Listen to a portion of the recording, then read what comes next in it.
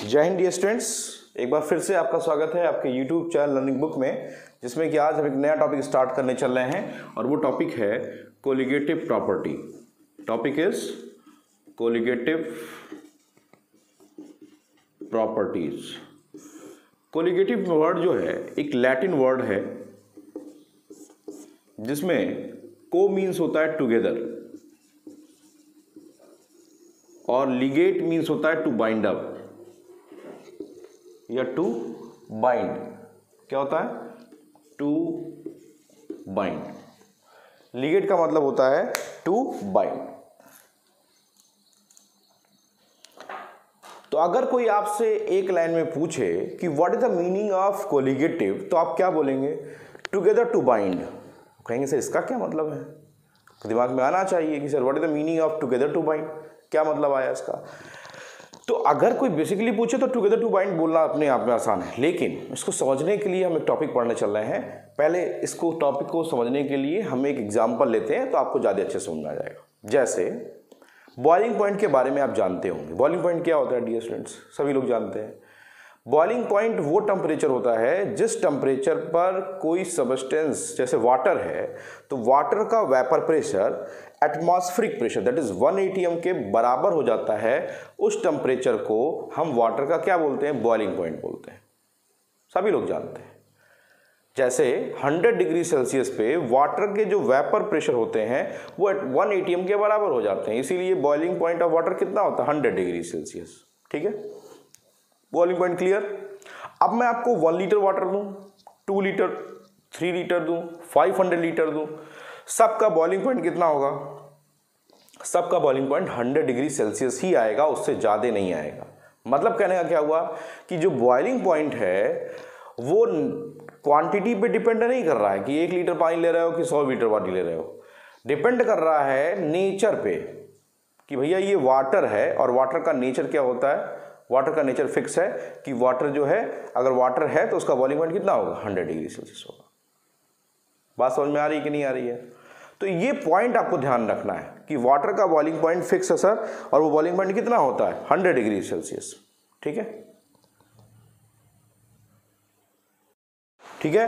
तो वाटर का boiling point 100 degree Celsius. तो एक चीज क्लियर हो गई कि जो बॉइलिंग पॉइंट होता है वो किस पे डिपेंड करता है? बॉइलिंग पॉइंट डिपेंड करता है डियर स्टूडेंट, किस पे डिपेंड करता है? Boiling point depends on the nature. किस पे डिपेंड करता है? नेचर पे डिपेंड करता है। इस पे डिपेंड नहीं करता कि हमारा वाटर जो है उसकी क्वांटिटी कितनी है।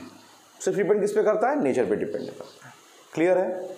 चलिए, अब बात आती है वाटर की बॉइलिंग पॉइंट की। बात तो हो गई, लेकिन वाटर में जरा सा सलूट मिला दीजिए, नॉन वोलाटाइल सलूट मिला दीजिए। जैसे ही वाटर एक वोलाटाइल कंपोनेंट है, जैसे ही नॉन वोलाटाइल सलूट मिलाएंगे क्या हो जाएगा? उसकी वोलेटिलिटी याद होगा आपको, जब मैंने राउल्ट्स लॉ पढ़ाया था तो आपको डिटेल बताया था, जब किसी वोलाटाइल सॉल्वेंट में नॉन वोलाटाइल सलूट मिलाते हैं तो वेपर प्रेशर क्या हो जाता है? डिक्रीज हो जाता है। तो बट ऑब्वियस है कि अगर वेपर प्रेशर डिक्रीज हुआ तो बॉइलिंग पॉइंट क्या हो जाएगा? बढ़ जाएगा। बढ़ेगा या नहीं बढ़ेगा? तो किस पे डिपेंड किया boiling point? Nature of water पे डिपेंड किया क्या? 100 डिग्री सेल्सियस ही रहा क्या? लेकिन जब उसमें नॉन वोलाटाइल सॉल्यूट मिलाए तो जितना ज़्यादा नॉन वोलाटाइल सॉल्यूट मिलाते जाएंगे बॉइलिंग पॉइंट, वेपर प्रेशर उतना ज़्यादा घटता जाएगा, बॉइलिंग पॉइंट उतना ज़्यादा बढ़ता जाएगा। मतलब अब इसको बोलते हैं, क्या बोलते हैं? Elevation in boiling point. मतलब एलिवेशन इन बॉइलिंग पॉइंट किस पे डिपेंड कर रहा है? क्वांटिटी ऑफ सॉल्यूट पे डिपेंड कर रहा है, वाटर के नेचर पे डिपेंड नहीं कर रहा है। तो कोलिगेटिव प्रॉपर्टी क्या होती है? Colligative property is the property which depends only on the quantity of solute, number of moles of solute, molar concentration of solute and does not depends upon the nature of solute. ध्यान रखिएगा, जो किस पे सिर्फ depend करती है? सिर्फ quantity of solute पे डिपेंड करती है, अमाउंट ऑफ सॉल्यूट पे डिपेंड करती है, मोल्स ऑफ सॉल्यूट पे डिपेंड करती है, मोलर कंसंट्रेशन ऑफ सॉल्यूट पे डिपेंड करती है, लेकिन नेचर ऑफ सॉल्यूट पे डिपेंड नहीं करती। उसे क्या बोलते हैं? उसे कोलिगेटिव प्रॉपर्टी कहते हैं। तो बॉइलिंग पॉइंट कोलिगेटिव प्रॉपर्टी नहीं है, लेकिन जैसे ही उस वाटर में आपने क्या मिलाया, नॉन वोलाटाइल सॉल्यूट मिलाया, नॉन वोलाटाइल सॉल्यूट क्या करेगा, वेपर प्रेशर डिक्रीज करेगा, बॉइलिंग पॉइंट बढ़ाएगा, amount of non volatile solute बढ़ाते जाएंगे, वेपर प्रेशर डिक्रीज होता जाएगा, बॉइलिंग पॉइंट बढ़ता जाएगा।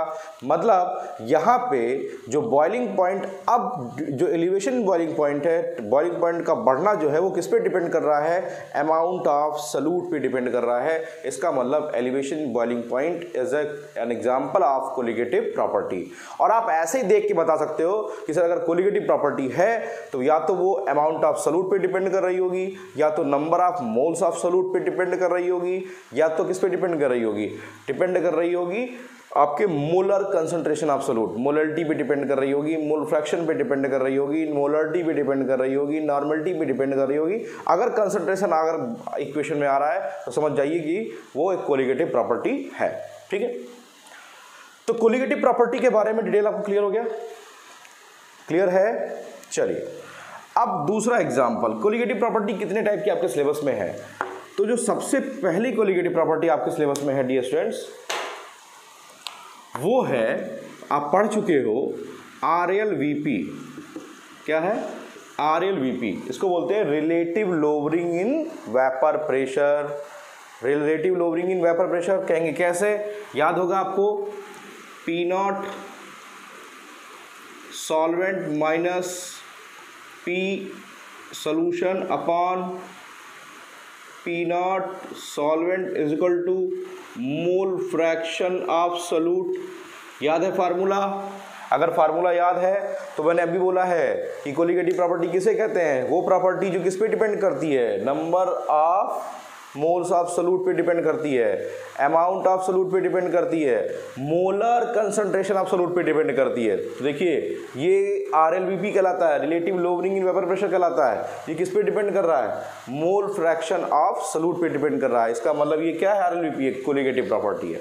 क्लियर? अब यहाँ से दो क्वेश्चन ये आता है कि आपको अगर याद होगा मेरे प्रीवियस लेक्चर का टॉपिक, तो P0 solvent minus P solution, इसे क्या बोलते हैं जल्दी बताइए? सिर्फ इतने को इसको बोलते हैं लोवरिंग इन वेपर प्रेशर। क्या बोलते हैं? Lowering in vapour pressure. Question is that, क्या lowering in vapour pressure colligative property है?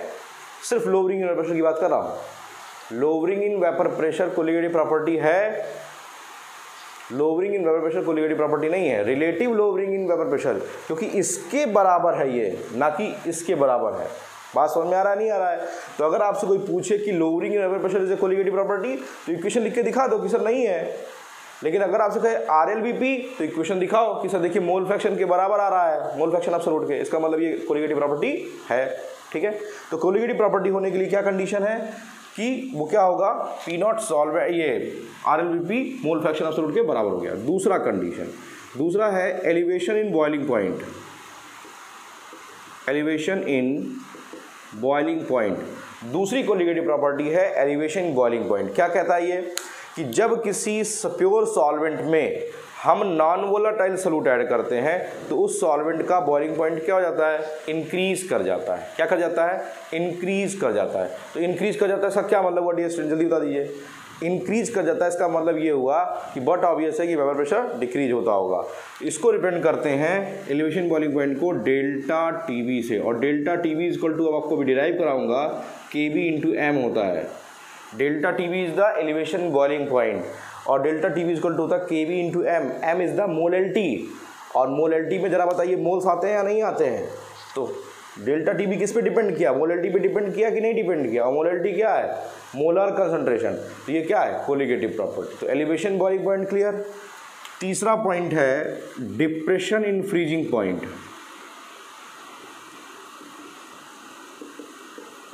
फ्रीजिंग पॉइंट है, डिप्रेशन इन फ्रीजिंग पॉइंट। अब कहेंगे डिप्रेशन फ्रीजिंग पॉइंट क्या होता है? देखिए, डिप्रेशन फ्रीजिंग पॉइंट का मतलब होता है कि जब किसी प्योर सॉल्वेंट में, जैसे वाटर है, वाटर का फ्रीजिंग पॉइंट कितना होता है? 0 डिग्री सेल्सियस, सभी जानते हो।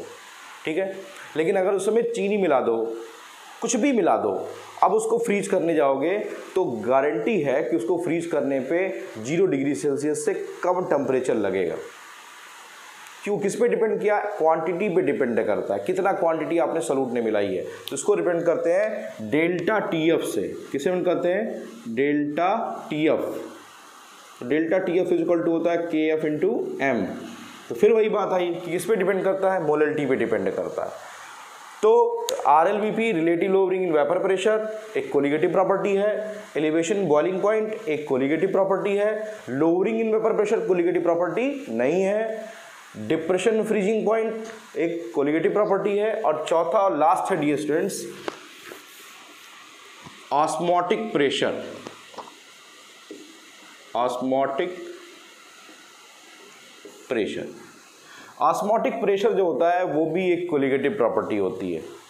Osmotic pressure is also an example of colligative property. इसको पाई से रिप्रेजेंट करते हैं, पाई इज इक्वल टू होता है CRT। C is the concentration, आप उस कंसंट्रेशन को ऐसे लिख सकते हो, पाई इज इक्वल टू N/V/RT। तो पाई किस पे डिपेंड किया, नंबर ऑफ मोल्स पे डिपेंड किया, और नंबर ऑफ मोल्स पे डिपेंड किया तो मतलब क्या हो गया, सिंपल सी बात है कि ये किस पे डिपेंड करेगा, क्वांटिटी पे डिपेंड करेगा, नेचर पे डिपेंड नहीं करेगा, तो इसे क्या बोलेंगे, कोलिगेटिव प्रॉपर्टी। तो आपके सिलेबस में टोटल कितनी कोलिगेटिव प्रॉपर्टी है, 4, relative lowering in vapour pressure, elevation boiling point, depression freezing point और ऑस्मोटिक प्रेशर। अब डियर स्टूडेंट्स हम एक एक प्रॉपर्टी के बारे में डिटेल पढ़ेंगे और हर प्रॉपर्टी से न्यूमेरिकल कॉन्सेप्ट आता है। ये टॉपिक अब न्यूमेरिकल कॉन्सेप्ट बेस्ड होने जा रहा है, तो रिक्वेस्ट है थोड़ा सा फोकस्ड करिएगा। तो आइए स्टार्ट करते हैं। सबसे पहला point, elevation in boiling point.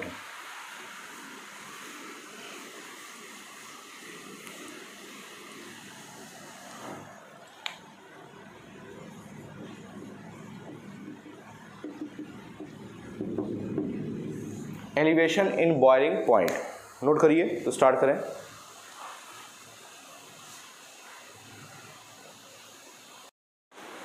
Dear students, अभी मैंने pi is equal to CRT लिखा था, pi is equal to CRT, शायद मुझसे गलती हो गई, pi is equal to CRT तो था लेकिन N/V/CR लिख दिया था, तो ये इसको हटा लीजिएगा, यहाँ N/V/RT हो जाएगा। तो मतलब ऑस्मोटिक प्रेशर किस पे डिपेंड कर रहा है, नंबर ऑफ मोल्स पे डिपेंड कर रहा है। तो अगर मैं आपसे पूछूं कि कोलिगेटिव प्रॉपर्टी की डिफिनीशन लिखिए, डिफाइन कोलिगेटिव प्रॉपर्टी, तो क्या डिफाइन करोगे, जल्दी बताओ, जल्दी से बताओ। कोलिगेटिव प्रॉपर्टी की डिफिनीशन क्या लिख के आओगे, लिखिए, डिफिनीशन बोल दे रहा हूं, आपने मैंने बोला भी नहीं, आपका ध्यान भी नहीं आया, तो लिख लीजिए डिफिनीशन।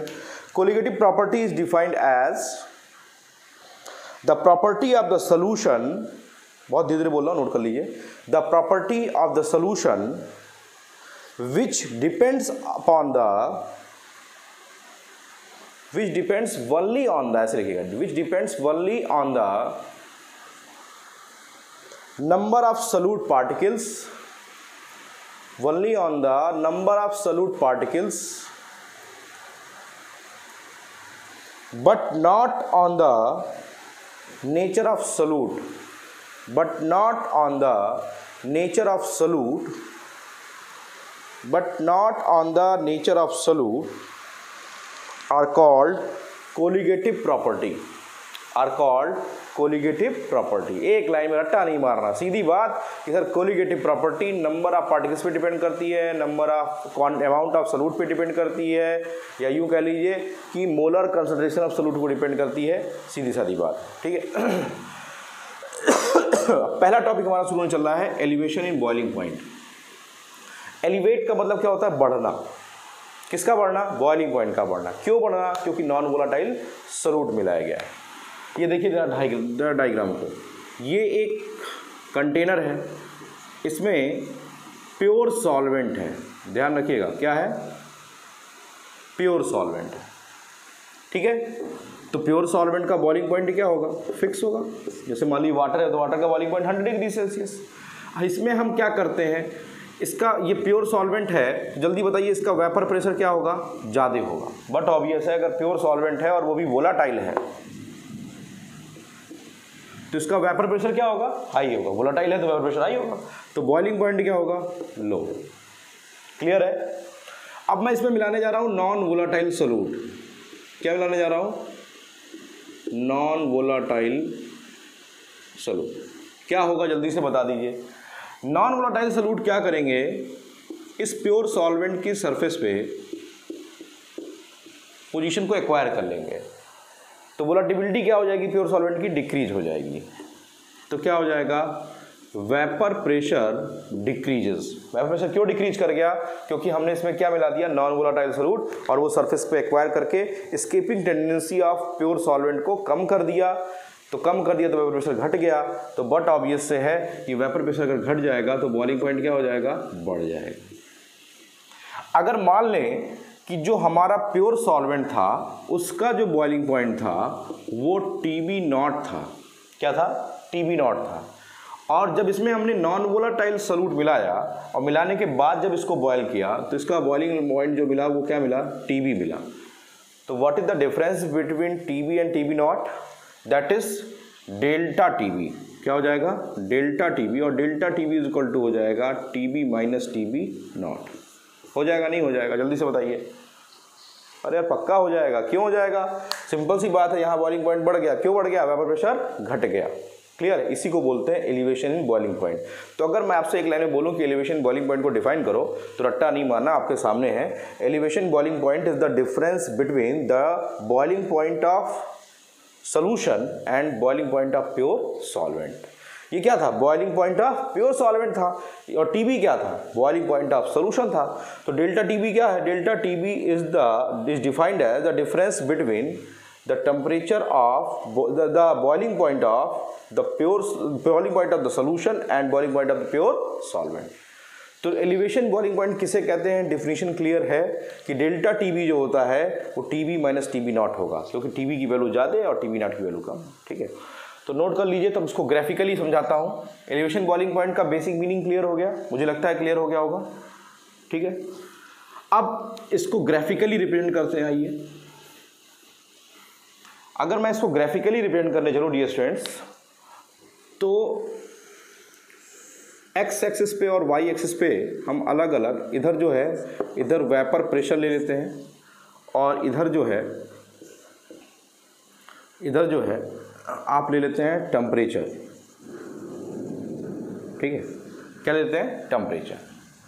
ठीक, बॉइलिंग पॉइंट किसे कहते हैं, जिस पर किसी सब्सटेंस का टेम्परेचर कितना हो जाता है, 1 atm के बराबर हो जाता है। सभी लोग जानते हैं boiling point is the point या the temperature at which the vapour pressure of the substance becomes equal to the atmospheric pressure is known as boiling point. तो बॉइलिंग पॉइंट किसे कहते हैं, इसलिए 1 atm बनाया है। ठीक है, दिस इज क्या है, ये है एटमॉस्फेरिक प्रेशर।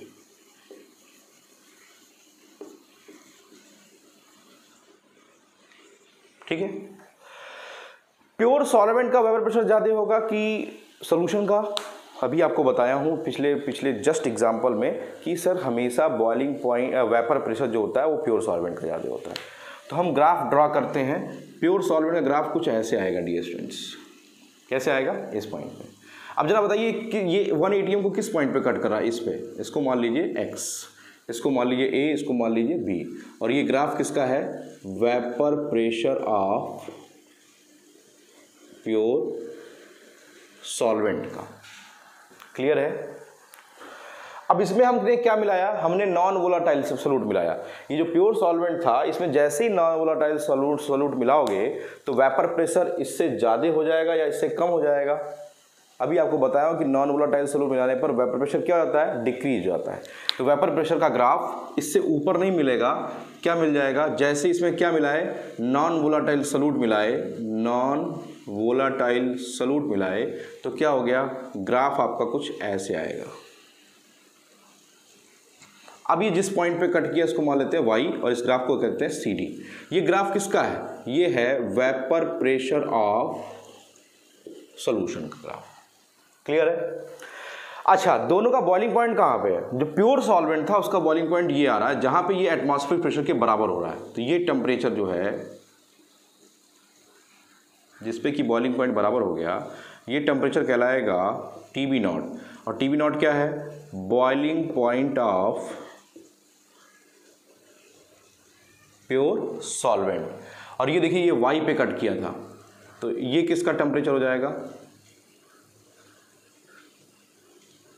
ये टेम्परेचर हो जाएगा TB, that is boiling point of solution. ठीक है, तो एलिवेशन बॉइलिंग पॉइंट कितना हुआ, यार सीधी बात है, दैट इज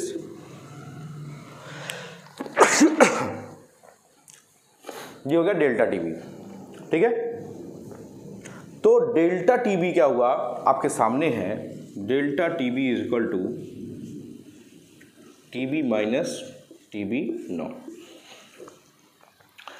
क्लियर है ग्राफ? जो ग्राफ ए बी है, A B is the vapour pressure of pure solvent. Pure solvent हमेशा ज़्यादा होगा, जैसे ही नॉन वोलाटाइल सॉल्यूट मिला है, एनवीएस का मतलब नॉन वोलाटाइल सॉल्यूट मिला है, इसका वेपर प्रेशर डिक्रीज होकर नीचे आ गया, और नीचे जो ग्राफ मिला वो मिला सीडी के फॉर्म में। यहाँ पे एक्स जो पॉइंट था वो बॉइलिंग पॉइंट ऑफ क्या था, प्योर सॉल्वेंट था, और वाई जो पॉइंट था वो बॉइलिंग पॉइंट ऑफ सोल्यूशन था। तो डेल्टा टीबी क्या हो गया, TB minus TB not, that is elevation boiling point is equal to the difference between the boiling point of solution and boiling point of pure solvent। Clear है? याद करिएगा क्योंकि ये क्वेश्चन बार बार आएगा, टीबी माइनस टीबी नॉट। ठीक है, graph note कर लीजिए अच्छे से, तो फिर मैं आगे बढ़ूँ।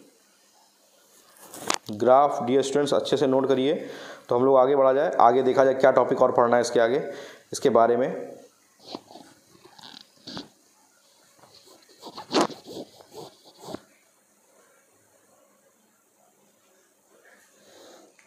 बन जाएगा ग्राफ?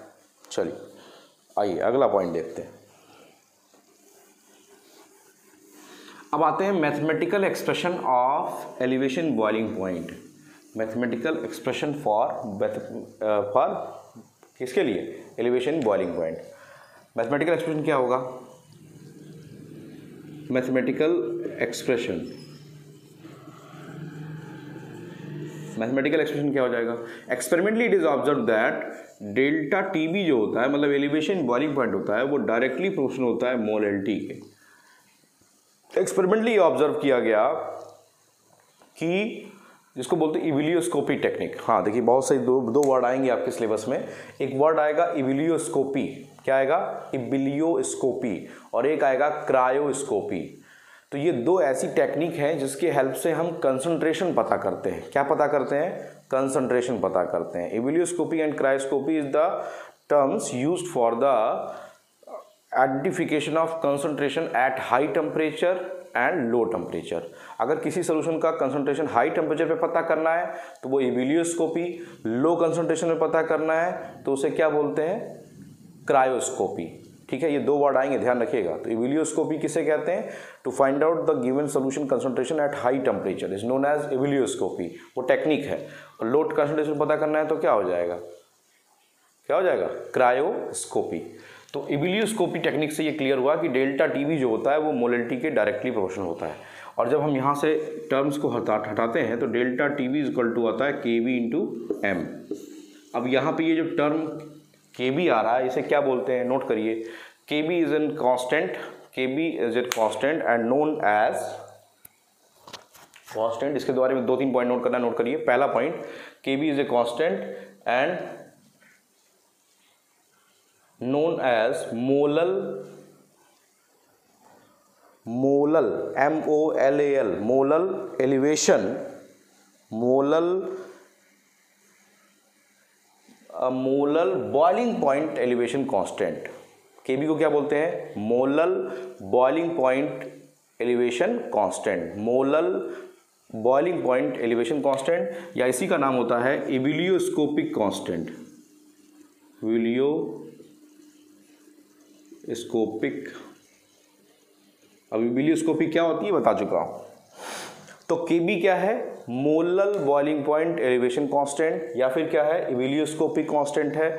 और इसकी वैल्यू जो होती है, केबी की वैल्यू जो होती है वो सिर्फ डिपेंड करती है सॉल्वेंट पे, सॉल्वेंट टू सॉल्वेंट वेरी करती है, ध्यान रखिएगा। The value of KB depends upon the solvent and it's value very with solvent value. Solvent जैसे चेंज होता जाएगा इसकी वैल्यू चेंज होती जाएगी। ठीक है, तो डेल्टा टीबी जो होता है वो केबी इंटू एम होता है। अब यहाँ पे देखिए केबी क्या होता है, ये क्लियर हो गया। केबी किस पे डिपेंड करता है, सॉल्वेंट पे डिपेंड करता है। अब आता है केबी की यूनिट बता दो। तो केबी की यूनिट आपके सामने है, delta TB upon M. Delta TB upon M, यही तो हो गया। Kb equal to delta TB upon M. Delta TB क्या था? टेम्परेचर। टेम्परेचर की यूनिट केल्विन और मोलैलिटी की यूनिट क्या होती है? सबको पता है, मोल पर केजी। तो यूनिट ऑफ केबी क्या निकल के आया? यूनिट ऑफ केबी ये निकल के आया केल्विन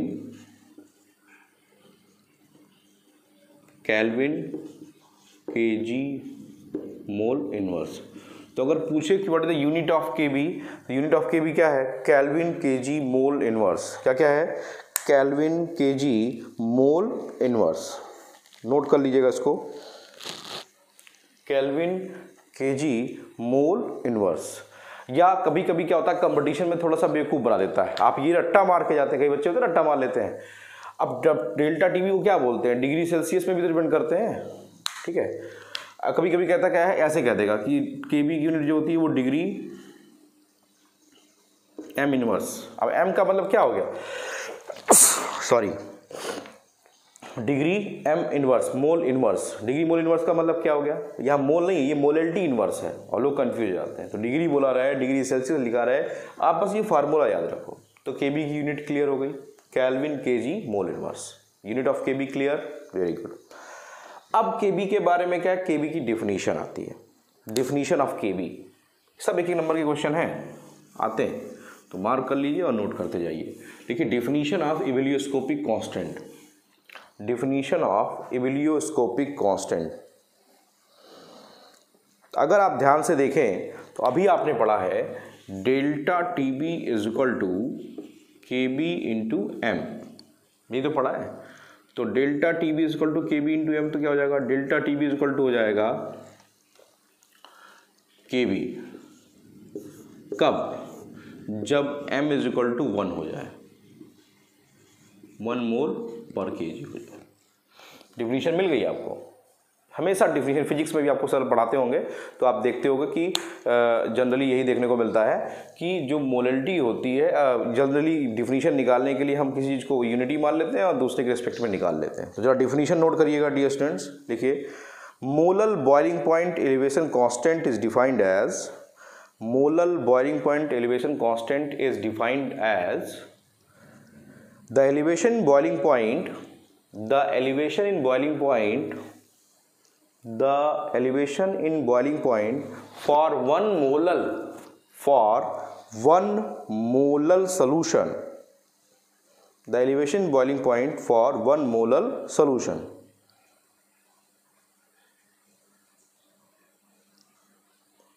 देखिए, एक लाइन में डिफिनेशन थी क्या?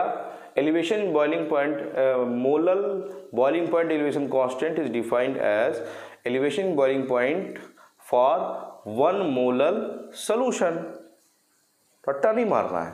1 मोलल सोल्यूशन के लिए या 1 मोल पर केजी ऑफ सॉल्वेंट सोल्यूशन की जो एलिवेशन बॉइलिंग पॉइंट होता है उसी को हम क्या कहते हैं? केबी कहते हो। या KB becomes equal to elevation boiling point when the concentration of solution is 1 molal. ठीक है, केबी किसके बराबर होता है? डेल्टा टीबी के बराबर होता है जब कंसंट्रेशन ऑफ सॉल्यूशन कितना हो? 1 मोलल हो। डिफिनीशन क्लियर है? चलिए, ये भी क्लियर हो गया। अब इसको थोड़ा सा डिफाइन करते हैं, इस पे बेस्ड इक्वेशंस हैं उनको देखते हैं। अच्छा, मोलैलिटी को अगर एक्सपेंड करें डियर स्टूडेंट्स तो क्या पाओगे आप पाओगे कि मोलैलिटी जो होती है number of moles of solute upon mass of solvent in kg होती है। ठीक है, अब मान लेते हैं जो हमारा सोल्यूशन है वो ए बी कंपोनेंट से मिलके बना है, जहाँ पे ए जो है वो सॉल्वेंट है और बी जो है वो क्या है? सोल्यूट है। ए क्या है? सॉल्वेंट है और बी क्या है? सोल्यूट है। ठीक है, तो ए अगर सॉल्वेंट है तो उसके बेसिस पे देखते हैं WA and MA, WB and MB। तो मोलैलिटी इक्वल टू क्या आ गया? मोलैलिटी इक्वल टू हो गया number of moles of solute मतलब NB और मास ऑफ सॉल्वेंट, तो मास ऑफ सॉल्वेंट क्या है? WA।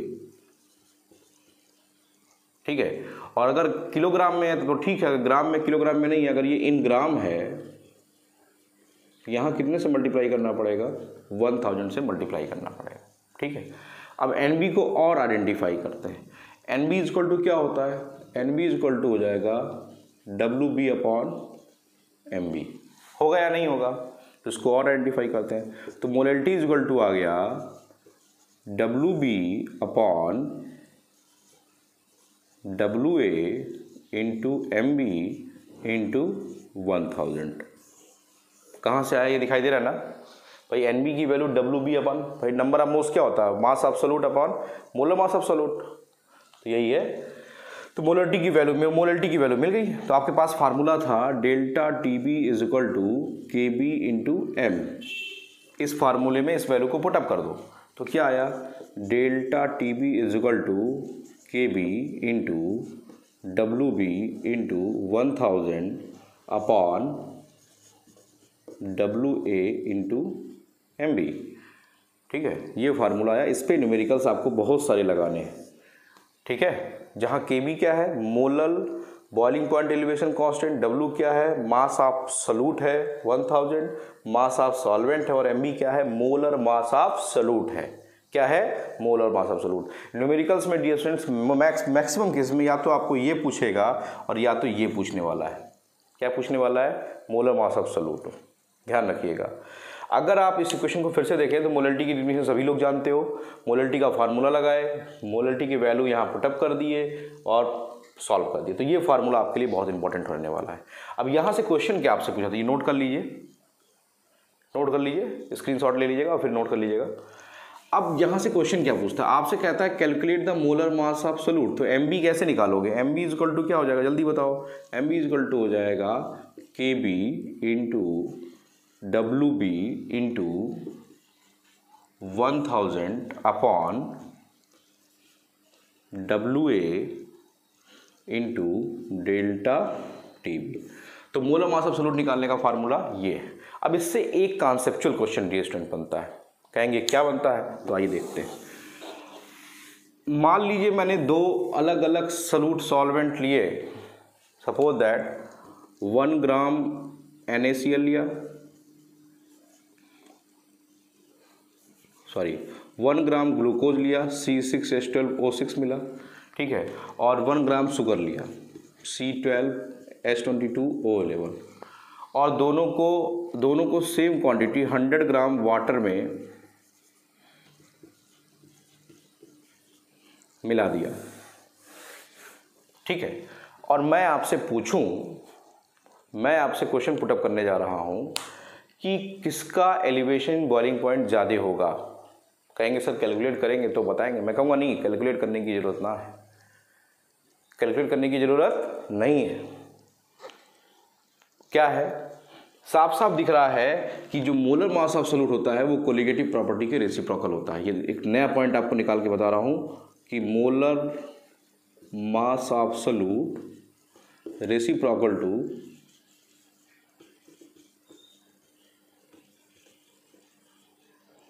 Colligative properties.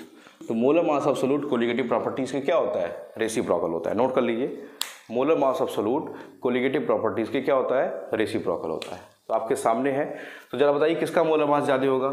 इसका मोलर मास अप्रॉक्स 180 आएगा, इसका 342 अप्रॉक्स आएगा, जो भी आएगा। तो इसका मोलर मास ज़्यादा आएगा, इसका मोलर मास ज़्यादा आएगा, इसका मोलर मास कम आएगा। तो मोलर मास किसके direct inversely proportional, colligative property के। तो मोलर मास किसका कम है, ग्लूकोज का। तो ग्लूकोज की जो डेल्टा TB ऑफ C6H12O6 जो होगा वो ज़्यादा होगा डेल्टा TB ऑफ C12H22O11। ये समझ में आ गया। तो कोलिगेटिव प्रॉपर्टी और molar molecular mass of solute में क्या रिलेशनशिप होता है आपके सामने, ठीक है। इसके अलावा डियर स्टूडेंट्स 3 प्रॉपर्टी और बच रही हैं, कुछ बेसिक पॉइंट्स इसके बच रहे हैं, उनके बारे में फिर डिस्कशन करूंगा। और तब तक के लिए आप इस टॉपिक पे बेस्ड न्यूमेरिकल्स लगाइएगा। फिर भी कोई डाउट्स आते हैं तो मुझे इन्फॉर्म करिएगा। Thanks for watching my video, और प्लीज़ इसको शेयर करना मत भूलिएगा, क्योंकि इस लॉकडाउन की कंडीशन में हमारे लिए सबसे ज़्यादा एनर्जी का काम यही करता है। Thanks for watching my video my dear students.